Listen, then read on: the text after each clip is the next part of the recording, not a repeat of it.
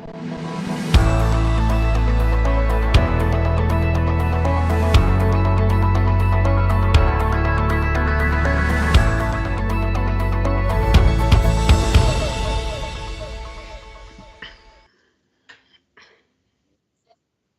welcome. You're in the right place at the right time.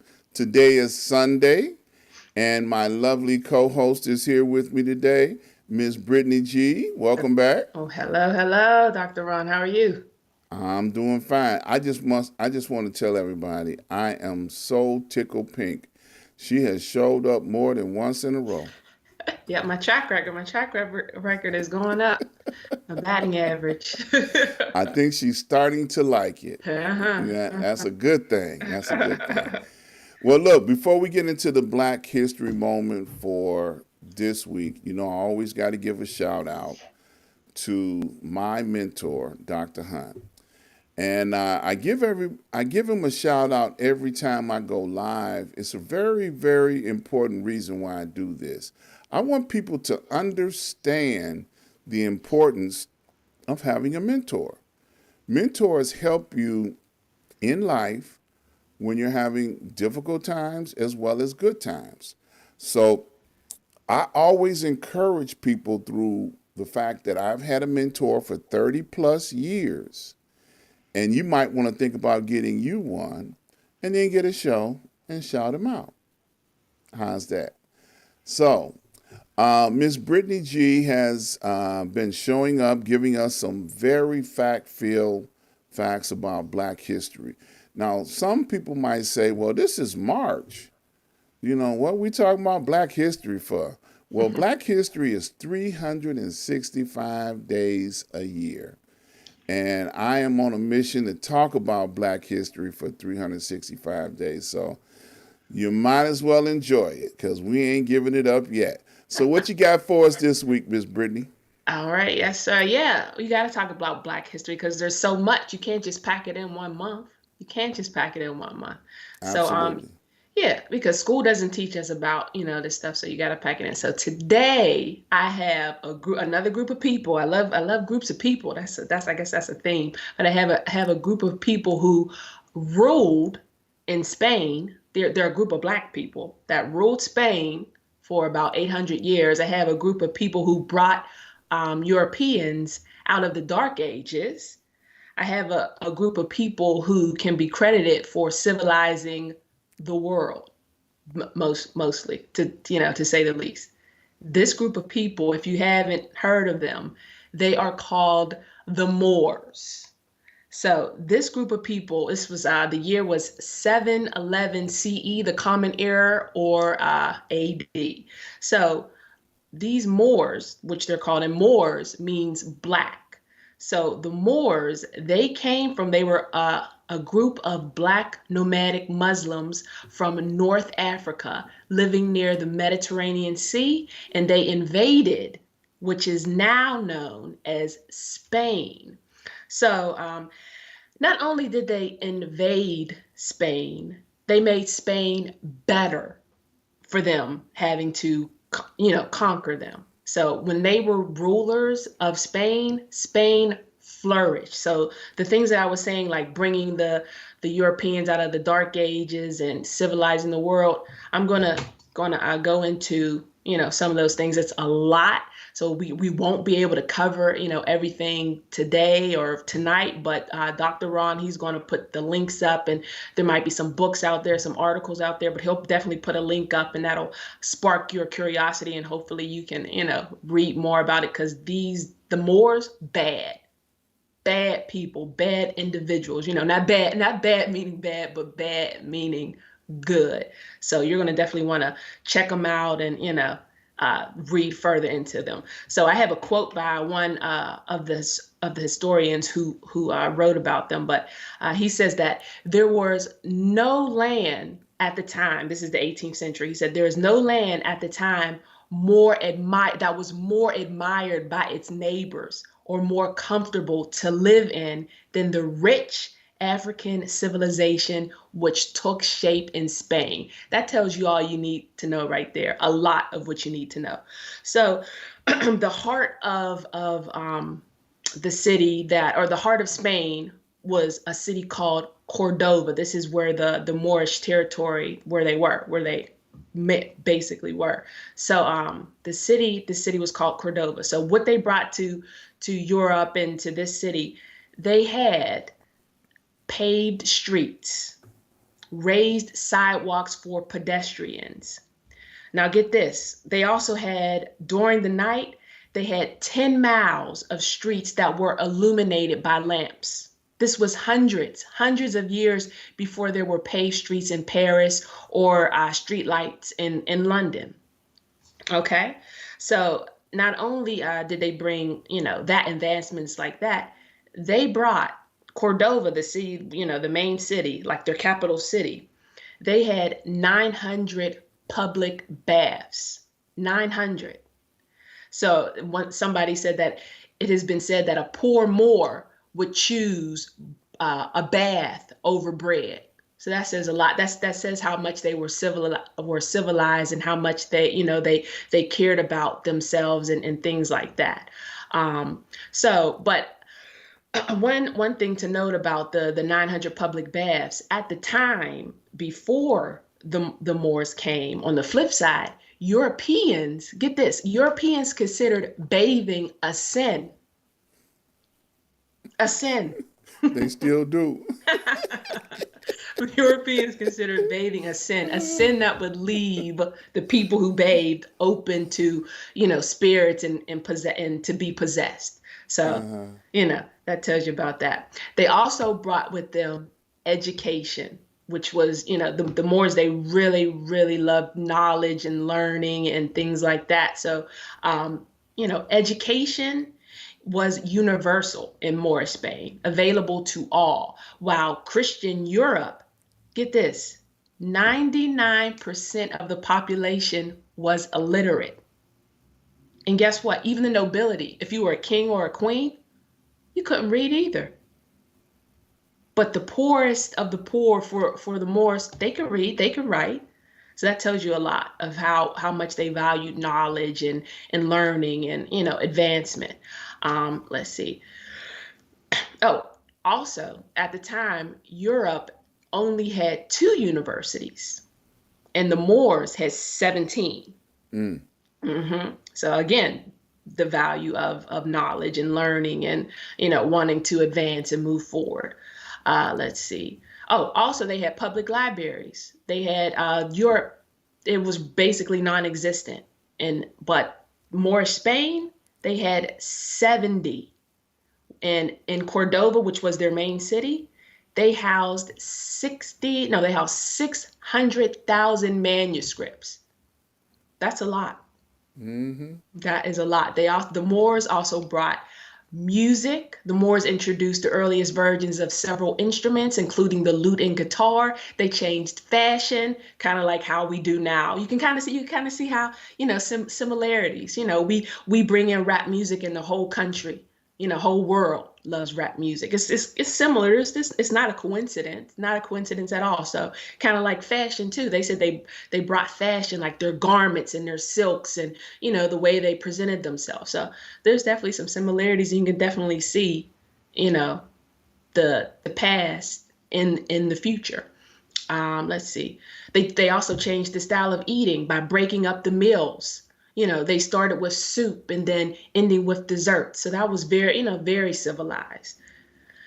Let's see. The Moors introduced paper to Europe, Arabic numerals, which replaced the Roman system. They also brought agriculture. The Moors introduced crops like oranges, lemons, apricots, pomegranates, just a whole bunch, and they're still some of Spain's main products today, so they've influenced what's today? Today, 2023, from the 18th century, 7-Eleven to now. That's how great of impact our people had. We're still impacting it today. Let's see. Oh, also, The Moorish rulers lived in, great palaces. When you see movies of like nobility and things like that, like European nobility of the queen and king, and they lived in these palaces. Where do you think they got that architecture from? Those architecture, blueprints from? The Moors. Because before the Moors came or had their influence, the nobility, monarchs of Germany, France, and England, guess where they were living? Not in palaces. They were living in barns, barns with no windows, no chimneys. But they had holes for a chimney for a smoke to exit, but it wasn't like a chimney. So you know, everything in the movies isn't real, or isn't historically accurate, as they say. But yeah, Absolutely. yeah. But after they did, eventually adopt that architecture. Let's see. Other advancements that they did have as well. They created, and this is a big part of what helped the Europeans come out of the Dark Ages, because they created a corral. So they separated like the livestock from the living quarters of the humans. So this, because you don't want to live with pigs, and you don't want to be you don't want to be in the same living quarters as pigs and your livestock and cows and horses and things like that. So this significantly reduced the outbreak of various transmitted diseases. I know they were going through, what was it, the bubonic plague or something like that? What was it, with the rats and the things like that? So they were always, Hmm. sick. And that's part of the dark ages, because the dark age means, for listeners out there who don't, or viewers out there who don't know what the dark ages is, it's just a period of time where you're not advancing culturally, or you're not moving, you're not progressing, you're essentially falling, and you're standing still or plateauing. So yeah.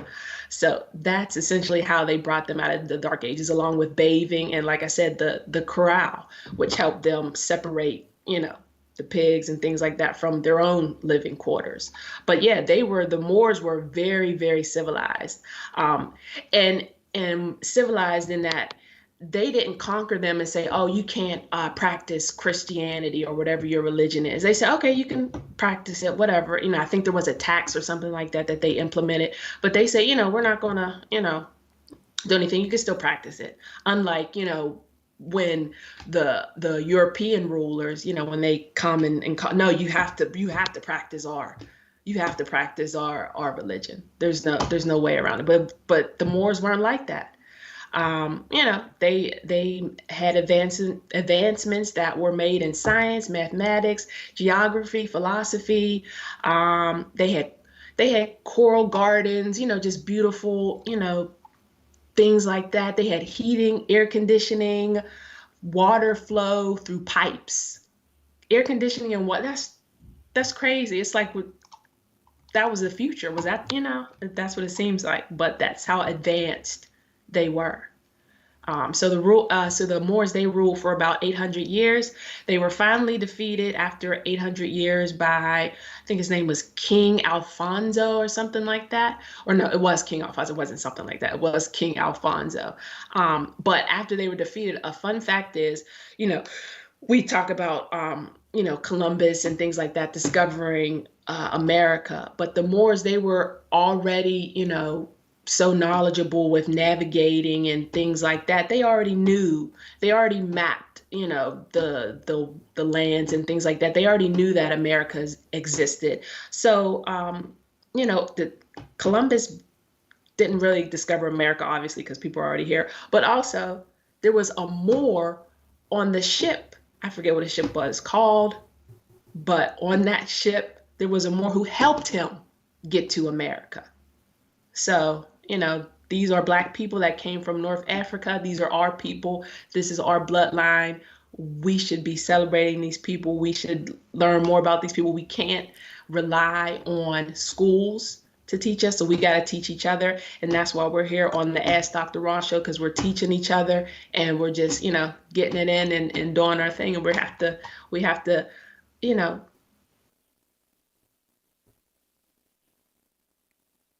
Absolutely. She froze up for a minute there. Uh-oh, her signal froze up, so she'll be back with us in a moment. but outstanding, talking about one of the historical significance of how the Moors have influenced the world going all the way back to the early 18th century. Also, like she was saying, one of the things about the Moors, that when they navigated the world in such a way that it was opposite of what Europeans would have thought to navigate. When the Moors got to different continents, they knew how to harvest because it was harvest time when they got to that continent, and they were able to harvest food in order to restore their coffers with food. And they didn't have much disease in their travels because they were able to do what was necessary in order to be able to survive. Okay, so the Moors were very instrumental in the rest of the world being able to learn from them and be able to survive what was going on in order for them, the Europeans I'm speaking of, in order to be able to stay to exist. And unfortunately, just like most Europeans, the things that they touched, they destroyed. So they destroyed our civilization, but yet we still yet live. So teach your children about the Moors. There are still those that have knowledge of the Moors and the Moors' religions. Study them. Understand what they were and the positive things about them so that you can go forth and teach others about them. All right. That's great. Great information. So I know she can't hear what I'm saying right now, but that's okay. I want to invite you guys out to come be with me on Tuesday. This is a month of women's celebrations. So to start the month off, we have Miss Wanda Carter is going to be with me, and she's with Chicago Communicator News Media, and she is also an affiliate, an associate of the Ask Dr. Ron family. So I am so looking forward to having her back on the show. She's been on the show with me before, and when she came on the show before, we had a great time, and I'm looking forward to having her on the show again so we can find out what's going on with CC News Media. All right, get the update on what's going on. So be sure and tell somebody to tune in and follow the show. Right quick, I want to invite you guys over to my website. The website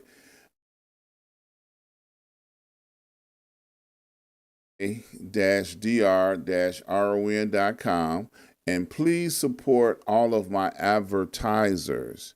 Go over there and check out all of the advertisers. They help make it possible for us to do what we do here. All right. And then I want to encourage